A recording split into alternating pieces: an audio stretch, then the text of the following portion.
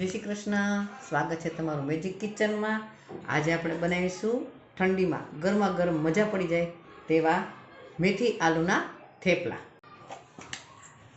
સ્વાદ પ્રમાણે આપણે નમક લઈ લઈએ, 1 થી 1.5 ચમચી લેશું આપણે હળદર, 2 મોટી ચમચી લેશું આપણે મરચું પાવડર, 1 મોટી ચમચી લેશું આપણે ધાણા જીરું પાવડર, 1/2 ચમચી લેશું આપણે હિંગ, 1 મોટી ચમચી લેશું આપણે તલ, કરશું આપણે મોણ તેલ,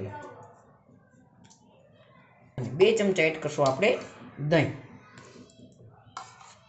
દહીંથી આનો સ્વાદ બહુ જ સરસ આવે છે। આપણે બધું મિક્સ કરી લઈએ। બધા મસાલા મિક્સ કરી દીધા છે। હવે એક તમને ટિપ્સ આપીશ, મેથીને કોરી કરી નાખવાની ધોઈ, અને એકદમ જેટલો લોટ આપણે બાંધ્યો છે એટલો જ સરસ બંધાશે, અને એકદમ આનો લોટ સોફ્ટ બાંધવાનો છે। આમાં આપણે જો એકદમ સરસ કોરી છે, આવી રીતે મેથી એડ કરી દઈશું અને બધું ફરી મિક્સ કરી દઈશું। આપણે પાણી નાખતા જવાનું ને એકદમ એનો લોટ બાંધી લેવાનો, લોટ એકદમ પોચો બાંધવાનો સરસ, એટલે વણવામાં છે ને સરસ ફાવે આપણને। આવી રીતે એકદમ ઢીલો બાંધવાનો, જેથી કરીને તમે આપણે થેપલા વણીએ ને આમાં પૂરણ નાખીને તો એ ફાટે નહીં। થોડું મોણ નાખી અને કૂણવી લઈએ આપણે તેલ નાખીને, પછી આને 10 મિનિટ 15 મિનિટ રેસ્ટ આપી દઈશું આપણે, ત્યાં સુધી બીજી પ્રોસેસ કરી લઈએ।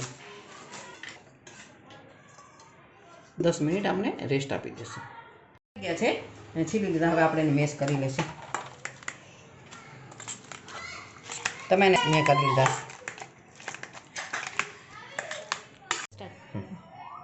બટેટા મેશ થઈ ગયા છે।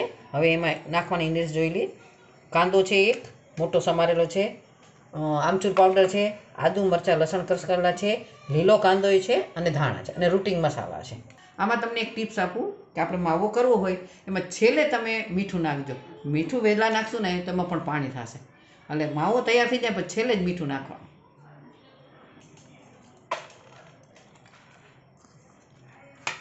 થોડો લીલો કાંદો પણ એડ કરી દેશું, આદુ મરચાં લસણ ક્રશ કરેલા, થોડું આગળ પડતું લેશું આપણે, આમચૂર પાવડર,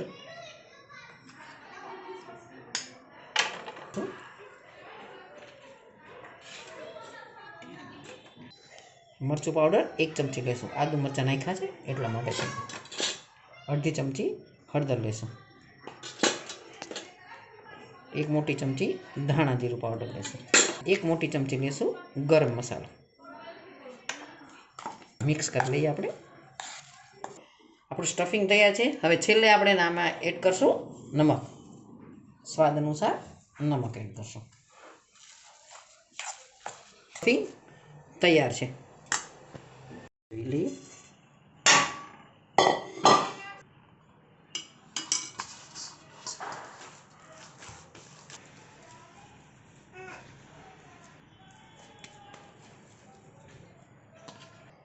અટામણ લઈને આપણે વણી લેશું।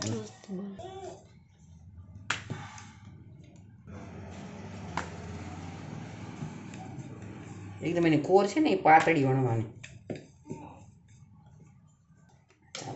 દેવાનું છે। તમારે જે શેપ આપવો હોય એવો આપી શકો છો, સ્ક્વેરમાં, ટ્રાયંગલ એંગલમાં, ગમે એમાં ગોળ કરો।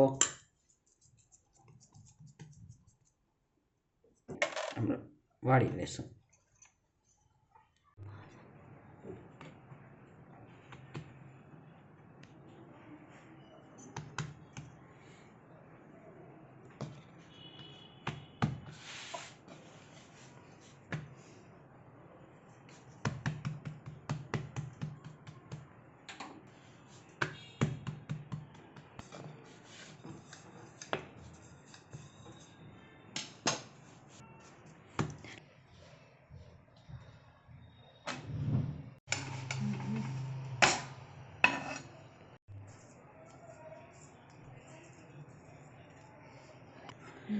તેલ લગાડી દીધું છે, તમે બટર લગાડો, તેલ લગાડો કે ઘી લગાડો, કોઈ બી તમને જે અનુકૂળ હોય એવી રીતે લેવાનું। હંમેશા આપણને તેલમાં જ ભાવે, અને એ સિંગ તેલમાં.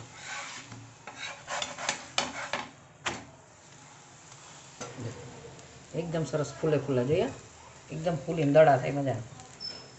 જો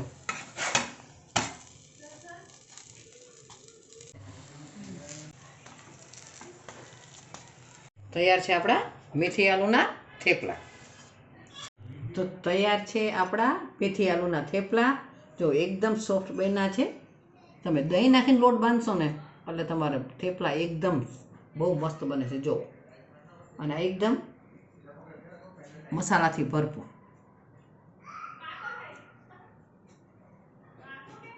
આવી રીતે બનાવજો. આ રેસીપી ટ્રાય કરવા જેવી છે. ફરી મળીશું નવી રેસીપી સાથે. જય શ્રી કૃષ્ણ.